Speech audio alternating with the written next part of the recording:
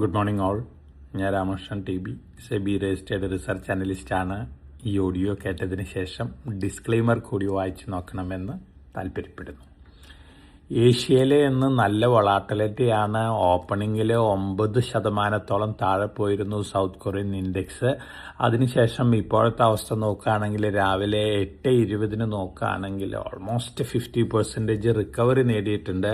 ഇത്തരത്തിലുള്ള സിറ്റുവേഷൻ തന്നെയാണ് ജാപ്പനീസ് മാർക്കറ്റിലും ഉണ്ടായിരുന്നത്. എന്നിരുന്നാലും ഓവറോൾ നല്ല വൊളാട്ടിലിറ്റിയാണ് ഏഷ്യയിലുള്ളത്. ഇതിന് പ്രധാനപ്പെട്ട കാരണം കഴിഞ്ഞ വെള്ളിയാഴ്ച അമേരിക്കൻ മാർക്കറ്റിലുണ്ടായിട്ടുള്ള സെൽ ഓഫ് ആണ്. അതോടൊപ്പം തന്നെ ഏഷ്യയിലത്തെ മറ്റു മാർക്കറ്റുകൾക്കൊപ്പം ഇന്ത്യയും ഇന്ന് വീക്ക് ഓപ്പണിംഗ് ആണ് എക്സ്പെക്ട് ചെയ്യുന്നത്. പക്ഷേ നമ്മൾ പ്രതീക്ഷിച്ച രീതിയിലുള്ള വലിയൊരു ക്രാഷ് ഒന്നും തന്നെ എക്സ്പെക്ട് ചെയ്യുന്നില്ല. മറിച്ച് അറ്റ് എവരി ഫാൾ ഒരു ബൈയിങ് ഓപ്പർച്യൂണിറ്റി ആയിട്ട് എടുക്കാനാണ് ചാൻസസ് കൂടുതൽ നമ്മുടെ ഇൻവെസ്റ്റേഴ്സ്. എന്നിരുന്നാലും ഇറാൻ, ഇസ്രായേൽ, അമേരിക്ക സംഘർഷം വീണ്ടും വഷളായിക്കൊണ്ടിരിക്കുകയാണ്. അതിൻ്റെ ഒരു നെഗറ്റീവ് ഇമ്പാക്റ്റ് ഗ്ലോബൽ മാർക്കറ്റുകളിലുണ്ട്. അതിൻ്റെ ഒരു ഇമ്പാക്റ്റ് കമ്മോഡിറ്റി മാർക്കറ്റിലും കാണാം.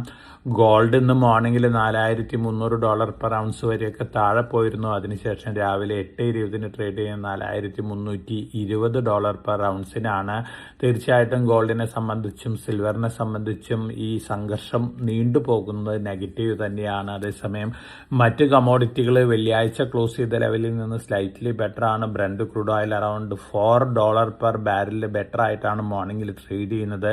ഇതിന് പ്രധാനപ്പെട്ട കാരണം ഈ സംഘർഷം നീണ്ടുപോകുന്നത് തന്നെയാണ്. അതോടൊപ്പം തന്നെ നമ്മൾ ഇന്ന് എക്സ്പെക്ട് ചെയ്യുന്നത് ഞാൻ നേരത്തെ സൂചിപ്പിച്ച പോലെ ഒരു വീക്ക് ഓപ്പണിങ്ങും വൊളാറ്റിലിറ്റിയും തന്നെയാണ്. സ്റ്റോക്ക് സ്പെസിഫിക് ആയിട്ടുള്ള ആക്ഷൻസ് ഒക്കെ മാർക്കറ്റിൽ കാണാനായിട്ട് സാധിക്കും. Q4 സീസൺ കഴിഞ്ഞിട്ടുണ്ട്. നല്ല Q4 റിസൾട്ടുകൾ കാഴ്ചവെച്ചിട്ടുള്ള സ്റ്റോക്കുകളിലൊക്കെ മാർക്കറ്റ് ഡിപ്പിലൊരു ബൈയിങ് കാണാനുള്ള സാധ്യതകളുണ്ട്. എന്നിരുന്നാലും വേഴ്സ്റ്റ് കേസ് സിനാരിയോ വരികയാണെങ്കിൽ നിഫ്റ്റി 23,000, 23,700, 22,500 വരെയൊക്കെ താഴെ പോകാനുള്ള സാധ്യതകളുണ്ട്. പക്ഷെ അത് വേസ്റ്റ് കേസ് സിനാരിയോ ആണ് ഇപ്പോഴത്തെ സിറ്റുവേഷൻ വെച്ച് അനലൈസ് ചെയ്യുമ്പോൾ നമുക്ക് പ്രിഡിക്റ്റ് ചെയ്യാൻ സാധിക്കുന്നത്. കാരണം ഓൾമോസ്റ്റ് എല്ലാ നെഗറ്റീവ് ന്യൂസ് ഫ്ലോസും ഡിസ്കൗണ്ടഡ് ആണ്. എന്നിരുന്നാലും ഗ്ലോബലി വലിയ രീതിയിലുള്ള വൊളാറ്റിലിറ്റി വരികയാണെങ്കിൽ അതിൻ്റെതായ നെഗറ്റീവ് ഇമ്പാക്റ്റ് ഒക്കെ ഇന്ത്യൻ മാർക്കറ്റിൽ ഉണ്ടാകാനുള്ള സാധ്യതകളുണ്ട്. കഴിഞ്ഞ ആഴ്ചയിൽ നമ്മുടെ GDP ഡാറ്റ അനൗൺസ് ചെയ്തിരുന്നു. തീർച്ചയായിട്ടും ബെറ്റർ ദാൻ എക്സ്പെക്ടേഷൻസ് ആയിരുന്നു Q4 GDP ഡാറ്റ. പക്ഷേ ഈ വർഷത്തെ GDP ഡാറ്റ റിവൈസ്ഡ് ഡൗൺവേർഡ് ആണ്. അതായത് 6.6% എക്സ്പെക്ട് ചെയ്യുന്നത്. 6.9% എക്സ്പെക്ട് ചെയ്തിരുന്നത്. തീർച്ചയായിട്ടും ഇതിൻ്റെതായ ചെറിയ നെഗറ്റീവ് ഇമ്പാക്റ്റ് കൂടി മാർക്കറ്റിൽ ഉണ്ടാവാം. എന്നിരുന്നാലും ഈ ന്യൂസും ഡിസ്കൗണ്ടഡ് ആണ്. അപ്പോൾ തീർച്ചയായിട്ടും ഇന്ത്യൻ മാർക്കറ്റിനെ സംബന്ധിച്ചും എൻ്റെ ഒരു വിലയിരുത്തൽ at every fall long term point of വ്യൂയിലേക്ക് ഘട്ടമായിട്ട് വാങ്ങാനുള്ളൊരു ഓപ്പർച്യൂണിറ്റിയാണ്. പ്രത്യേകിച്ച് ഡിഫൻസ് സ്റ്റോക്കുകൾ, അതുപോലെ തന്നെ ഹോസ്പിറ്റൽ സ്റ്റോക്കുകൾ, അതോടൊപ്പം തന്നെ പവർ സെക്ടർ രംഗത്തുള്ള സ്റ്റോക്കുകളൊക്കെ നല്ലൊരു ഓപ്പർച്യൂണിറ്റിയിലേക്കാണ് എത്തിച്ചേർന്നിരിക്കുന്നത്. അപ്പോൾ എവരി ഫാള് നല്ല സ്റ്റോക്കുകൾ ലോങ് ടേം പോയിന്റ് ഓഫ് വ്യൂയിൽ ഘട്ടമായിട്ട് വാങ്ങാനുള്ള ഒരു ഡിസിഷൻ എടുക്കുന്നതായിരിക്കും നല്ലത്. ഒപ്പം സ്റ്റോക്ക് സ്പെസിഫിക് ആയിട്ട് ന്യൂസ് ഫ്ലോസ് നോക്കുകയാണെങ്കിൽ ഓയിൽ ഇന്ത്യ ആൻഡമാൻ നിക്കോബാർ ഐലൻഡിലുള്ള ഒരു വെല്ലിലെ നാച്ചുറൽ ഗ്യാസ് റിസർവ് കണ്ടുപിടിച്ചിട്ടുണ്ട്. തീർച്ചയായിട്ടും ഓയിൽ ഇന്ത്യനെ സംബന്ധിച്ച് പോസിറ്റീവാണ്. അതോടൊപ്പം തന്നെ ഡാറ്റാ സെന്റർ റിലേറ്റഡ് സ്റ്റോക്കുകളെ സംബന്ധിച്ച് ധാരാളം പോസിറ്റീവ് റിപ്പോർട്ടുകളൊക്കെ വരുന്നുണ്ട്. തീർച്ചയായിട്ടും ഈ രംഗത്തുള്ള സ്റ്റോക്കുകളെ സംബന്ധിച്ച് പോസിറ്റീവ് ഇമ്പാക്റ്റ് ആണ് ഈ ന്യൂസുകൾ നൽകുന്നത്. അതുകൊണ്ട് തന്നെ മാർക്കറ്റ് താഴെ വരുമ്പോൾ ഇത്തരത്തിലുള്ള സ്റ്റോക്കുകളൊക്കെ വാങ്ങുന്നത് നന്നായിരിക്കും.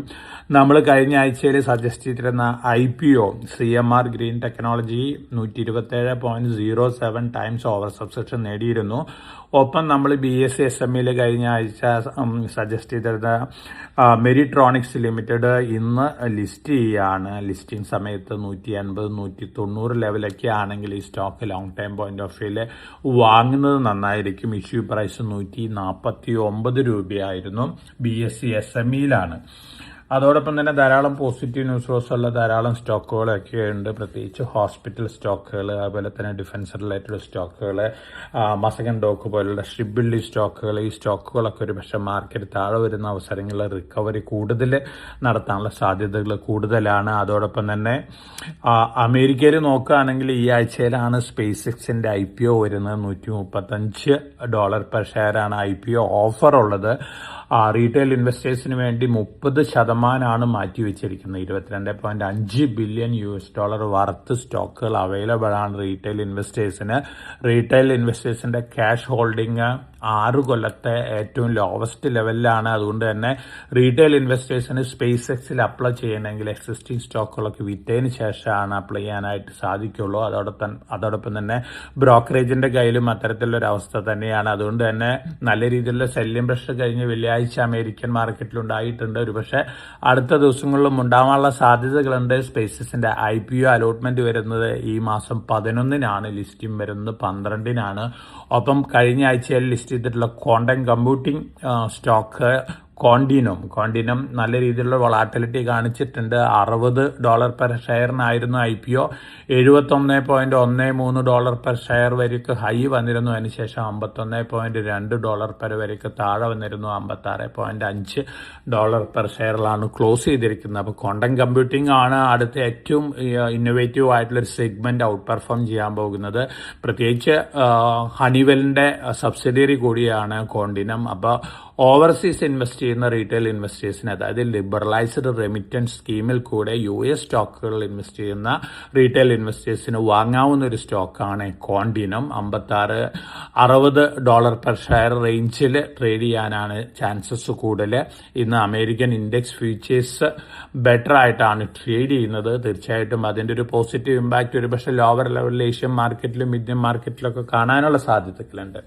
അപ്പോൾ തീർച്ചയായിട്ടും നല്ല ഓപ്പർച്യൂണിറ്റി തന്നെയാണ് അമേരിക്കയിലും ഇന്ത്യയിലൊക്കെ വരുന്നത്. പ്രത്യേകിച്ച് ഡാറ്റാ സെന്റർ റിലേറ്റഡ് സ്റ്റോക്കുകൾ, AI റിലേറ്റഡ് സ്റ്റോക്കുകൾ, മെമ്മറി റിലേറ്റഡ് സ്റ്റോക്കുകൾ. SK ഹൈനിക്സിനെ സംബന്ധിച്ച് വീണ്ടും പോസിറ്റീവ് റിപ്പോർട്ടുകളൊക്കെയുണ്ട്. അതോടൊപ്പം തന്നെ പ്രൈസ് ഏർണിംഗ് റേഷ്യോ വെച്ച് നോക്കുകയാണെങ്കിൽ SK ഹൈനിക്സ്, സാംസങ് ഇലക്ട്രോണിക്സ്, മൈക്രോൺ ഈ സ്റ്റോക്കുകളൊക്കെ വീണ്ടും മുന്നേറാനുള്ള സാധ്യതകളുണ്ട്. എന്നിരുന്നാലും ഓവറോൾ ഒരു സെല്ലിംഗ് പ്രഷർ സെഗ്മെന്റിൽ വരുമ്പോൾ അതിൻ്റെതായ നെഗറ്റീവ് ഇമ്പാക്റ്റ് ഒക്കെ ഈ സ്റ്റോക്കുകളിൽ കാണാം. അത്തരത്തിലുള്ള നെഗറ്റീവ് ഇമ്പാക്റ്റ് തന്നെയാണ് കഴിഞ്ഞ വെള്ളിയാഴ്ച അമേരിക്കയിലും അതുപോലെ തന്നെ ഇന്നും ആണെങ്കിൽ സൗത്ത് കൊറിയയിലും കണ്ടിട്ടുള്ളത്.